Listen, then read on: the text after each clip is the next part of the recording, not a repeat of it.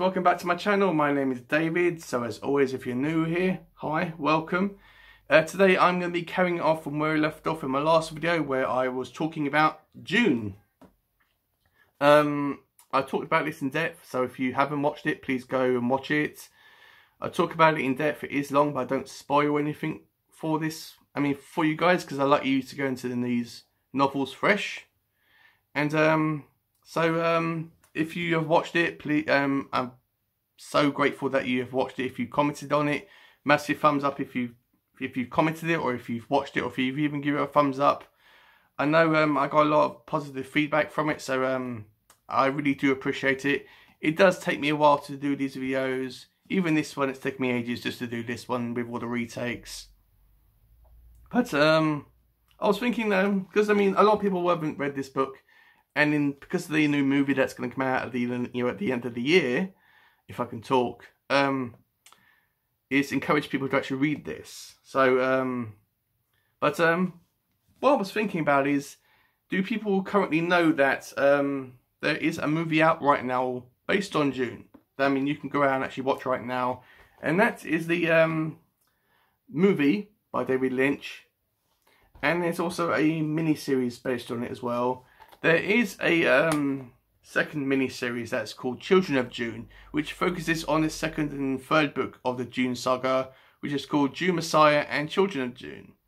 It was so hard for me not to actually go out and buy it, as I wanted to read the second and third book before I watched that series.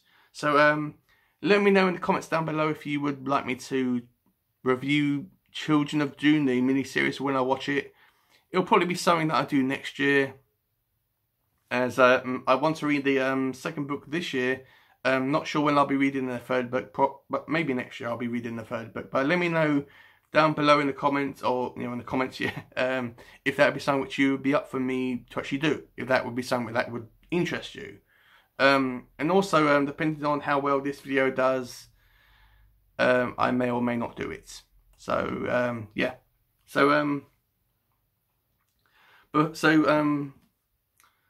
If you're just coming into this video new and you haven't watched my talk on Dune, the novel Dune, I'll read you the blurb at the back, so you know what the storyline is about. I won't be going into details about the storyline for the movie and miniseries, or go into detail about the characters. I'll just skim through it, tell you what I liked about or didn't like.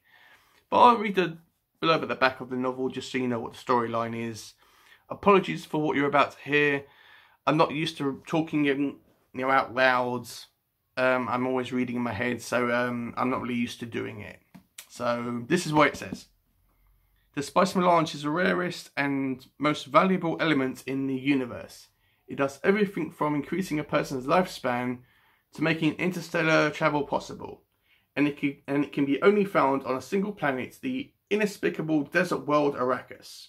However, whoever controls Arrakis controls the spice, and whoever controls the spice controls the universe. And then they got sidetracked there. When the Emperor transfers stewardship of Arrakis to the noble House Harkonnen to House Atreides, the Harkonnens fight back, murdering Duke Leto Atreides. Lady Jessica, Duke Leto's concubine, flees into the desert with their young son Paul, where they are rescued by a band of Fremen, the native people of Arrakis. The Fremen control Arrakis' second greatest resource, the murderous worms that burrow beneath the burning desert sands. In order to raise an army to avenge his father and retake Arrakis from the Harkonnens, Paul must earn the trust of the Fremen and lead a tiny army against the forces allied against him. This journey will change everything. That's what it says at the bottom. And this is also the blurb at the top as well. But before The Matrix, before Star Wars, before Ender's Game and Necromancer, there was Dune, the greatest science fiction novel ever written. This book has a lot of kind of references or similarities between Star Wars and this book. Even I saw a video online where even George Lucas was saying about when he was making the first Star Wars movie, A New Hope, he was heavily inspired by Dune And he even wanted to have, at one point, Spice to be a part of the story, but he kind of thought that that didn't really fit in his storyline. But if you read, I mean, if you like Star Wars and if you read a lot of Star Wars books, read Dune. You'll like it. So, so you're all caught up with the main storyline about the like, novel of Dune. You're all caught up. You roughly know what it's about. So, let's start off with the movie. This was released in December of 1984. It was directed by David Lynch, and he also did the screenplay as well. It's a fact that he didn't really have that much creative control of this movie. He kind of butted heads a lot with the studio, with creative control. They had arguments and disputes about what the movie should actually be and what direction it should go in. And David feels kind of ashamed of the movie. He doesn't want to have anything to do with it. So in some cuts of this movie, the director is called Alan Smithy. That's kind of a pseudonym or a made-up name when a director doesn't want to have anything to do with the movie that he directed. Which is a shame, because even though people will say that this movie is weird and rubbish, which it is, you know, in a way, but it's good. It's good. It's not terrible. It really is not terrible, but it's not great either. It's kind of like a bare bones version of Dune. It is 2 hours and 17 minutes long. It stars Paul McLachlan as Paul Atreides. I probably butchered his name completely. As Sting, as Fade, which is the Baron's nephew, and it also stars Patrick Stewart, Jean-Luc Picard himself from Star Trek, as Gurney Halleck, who is amazing here in this. Is such a good actor in this. Is Patrick Stewart, as well as all the other actors. Even Sting is really good. Even though he's not really much of an actor, he kind of like stands there and smiles and looks like really. He does that a lot in the movie. He like has like really intense eyes and he's always smiling and. But it's a fun, innocent movie. It's very short as well. Because the Dune book is such a big and wide.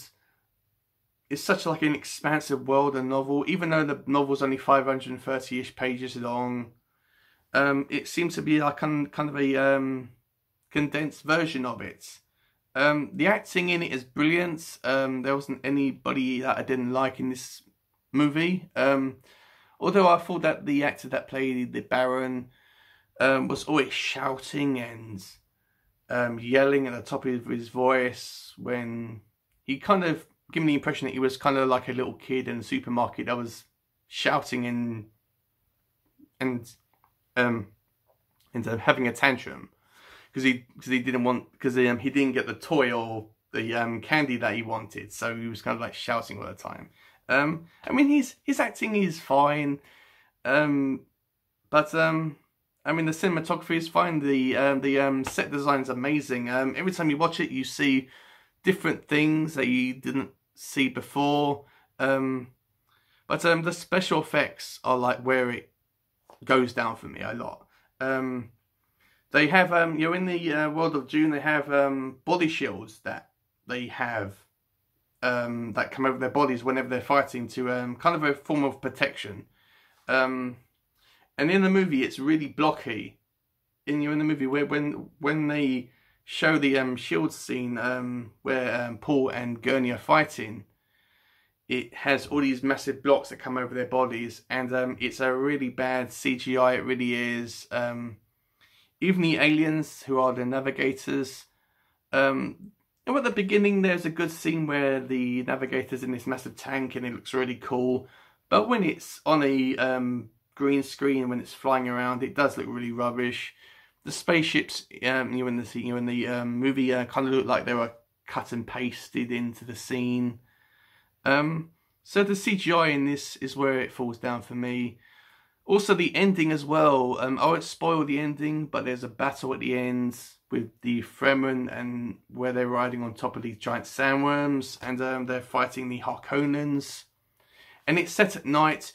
It's so dark you can hardly make out anything. It's so dark. I mean, even if you like turn off your light and just watch the TV with the lights off, you can barely make anything out. It might have been like an artistic choice that David was trying to make, kind of making it seem a bit of a film noir type of thing, with, you know, all that type of thing, make it all hot, artsy, and all. But when I was watching it for the first time, and even a second time, I was struggling to see what was actually happening on the screen. The worms as well, you know, in this as well, which is a big part of the novel. The worms in this are okay. They are puppets, and they were designed by the same guy who designed E.T. So that's kind of a fun fact for you. So the guy who designed E.T. also designed the massive worms in the David Lynch movie. I mean, they're fine. Some scenes they look more really impressive, but some scenes they look really rubbish. But is the movie bad? Is this movie as terrible as people say? No, it isn't. Fair enough. You do need to have some knowledge about Dune in order to understand what's going on. If you watch this movie and you have no idea what the story of Dune is, and you've just picked this one up and you've just watched it without knowing anything about the storyline or anything about the characters, you will be getting, you will get incredibly confused. So if you haven't watched the movie, if you haven't read the book rather, and you are not sure whether you want to read it, and you're thinking, okay, should I watch the movie before I read the book? No. I would actually read the book first, at least once, and then you can watch the movie. But this is not, this is not where you should start if you're trying to get into Dune. But it's fine. It's fine. It's an innocent movie. I would be more than willing to watch it numerous times. It's not offensive. And yeah, it's really cool. The miniseries, this is where, oh, let me just show you, that's the back as well. It's got some nice special features on this as well. It's got some documentaries that go into depth. It has like kind of like an interview that I didn't really care much for. And it does have a trailer. I think that all films, and whether they're on DVD or Blu-ray, have trailers on it. This is at the disc, which is kind of a standard disc. Oh, if I can close the box. So let's talk about the miniseries. When I got this one, it was a region-free version. So I had to make sure that, because I live in the UK, I had to make sure that this would play for me over in the UK, which it did. It said it would play over here, and it was a brilliant. This is such an enjoyable mini series. It really is. This was released. This was released on the 3rd of December 2020, and because it's like a mini series, so it has 3 episodes in it. It has 3 episodes. So it started off on the 3rd of December 2000, and the last episode was released on the 6th of December of the same year of 2000. This was directed by, sorry, I'm just looking at my nose, guys. This was directed by John Harrison, who also directed it and done the screenplay of it as well. I'm not sure if it's kind of a thing that directors do, whether that a director directs a movie or a mini series or whatever, and they do the screenplay, or whether it's just like a coincidence that that David Lynch directed the movie and done the screenplay, and John Harrison directed this and also done the screenplay. So anyway, this is 265 minutes long, but the director's cut is 959 minutes long. Let me just see if I can see how long this version is. Oh, that's weird. This one's in between. This one's 280 minutes long. So it's just kind of like a sort of director's cut to you anyway. This has a actor called Alec Newman, who plays Paul Atreides. Fantastic in this. He is such a good portrayal of Paul Atreides. Because in the movie, Paul was very whiny. He was very cocky. He didn't have any character arc whatsoever. He was exactly the same character as he was when he started. From beginning to end, he just had a little bit more extra power, and he was a dictator from beginning to start. From the Paul in the miniseries started off as a spoiled prince, at the beginning, and slowly but surely turned into a hardened leader of a tribe, and kind of a dictator, but not really. So I really liked his portrayal in this. I actually love this character so much. Also on the box it says William Hurt, and he also plays Paul's father, Duke Leto Atreides. At first I thought, when I watched this for the first time, his acting was kind of wooden. I didn't really think much about him. But when I watched this for the second time, I found him to be very engaging. I liked his performance the second time round. He's only in the first episode, but he is mentioned and does have slight appearances in the episodes 2 and 3. And the Baron is also played by magnificently by an actor called Ian McNeice. He is such a good actor in this. I mean, that's who the Baron should actually be. He plays him as a calm, thinking character who is 10 spaces always in front of his enemies and his friends. Even around his family, even when he's around his nephews, Fade and Raban, who is his nephews, you think that, okay, if he had the chance, he would stab his nephews in the back. He would probably kill them if he had the chance. If he had to, he would probably kill them. And he is such a... I mean, he does like shout a bit, but not as much as the movie version. Also another thing as well, if you're going into these as well, know that the Baron does have the ability to float. In the book, I'm pretty sure he's on a chair or some sort of device that allows him to hover.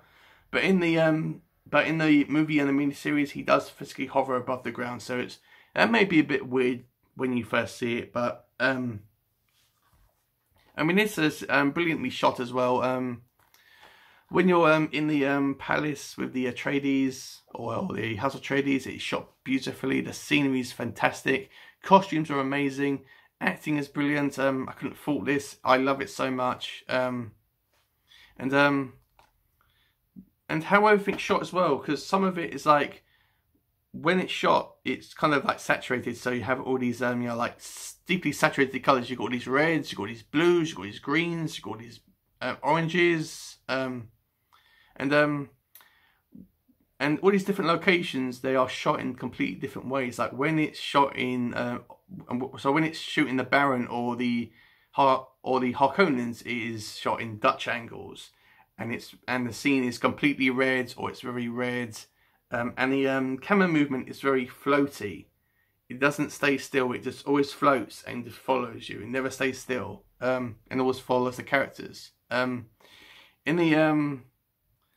So I thought that was kind of a good way as well. Also, whenever a different scene happens, so whenever you're in the Atreides Palace or the Harkonnen planet, or with the Emperor or with the Fremen,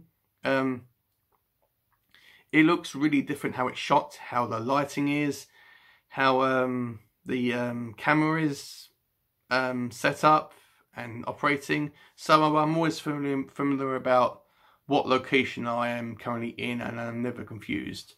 Even the costumes as well. Everybody has a really distinctive costumes as well. The Fremen are fantastic in this. In the movie, when I first watched it, I didn't even know who the Fremen were. When I first saw this movie, and when I first saw the Fremen, I didn't even realise that they were the Fremen. I thought that they were just the soldiers for the House Atreides. I didn't know that they were the Fremen. But when I watched it for the second time, I picked up that they were the Fremen. Also, in the movie, Paul's girlfriend, Chani, I'm probably saying her name completely wrong. When I first saw this, he suddenly had a girlfriend out of the blue. He was with a Fremen and he had a girlfriend. I was thinking, where did this happen from? He suddenly has a girlfriend now. I mean, where's the build up? I mean, couldn't he say hi or ask her for a coffee first? Or he just suddenly had a girlfriend. Also, fun fact as well, coffee is a thing in the world of Dune as well. It's not in the movie or miniseries, but it is in the book. So, from a coffee lover, that's a really massive thumbs up.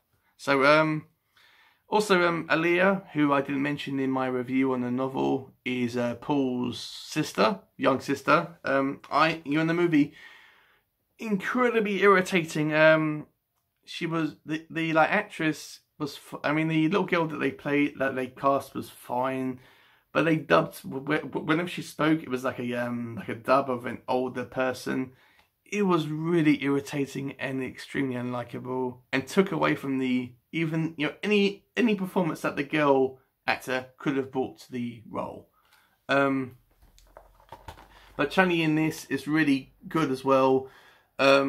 The relationship between Paul and Chani is explored in depth, and they do take their time getting into this relationship, and it is a romantic story from a person who is very romantic. It is a very good relationship, and it actually felt earned, it felt deserved. And also the character of Aaliyah, sorry, I have a stutter, guys. Felt much better in this. Also played by a little girl, because Aaliyah is a small girl, and you're in the novel. She had her own voice in this when she had her own scenes. She was in this a lot more, yeah, she was really good. They give her, in this, it gave her the chance for the actress to explore the character and make it her own. And I'm not sure whether she's in the sequel series, The Children of Dune. I hope she is. Let me know if she's in this, in the Children of Dune mini-series, if you've seen it. I would love to see more of Aaliyah's character in that series. And also, I can't wait to read more about her in the coming books.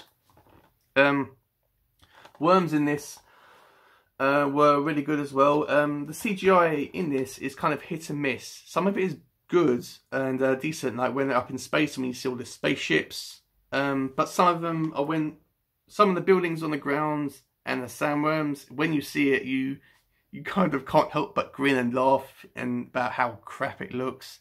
But hopefully I can say that on YouTube. So it's fine. This was actually put on TV, a straight to TV thing on the Sci-Fi channel. So it was fine. It was probably what they had, at the time, what the capabilities were at the time. And but if you look past some of the dodgy CGI or the buildings or even the worms and some scenes, it is an extremely enjoyable thing to actually watch. So yeah, if you are trying to get into Dune, but you don't want to start off with a novel, or if you're wondering, or if you're not sure whether you will like the novel, but you're interested in reading it, if that makes sense. If you're not sure whether you will be interested in reading the book, watch this first. It is brilliant. If you're unsure about the novel first, watch this first, watch the mini-series, and then read the book, and then watch the movie.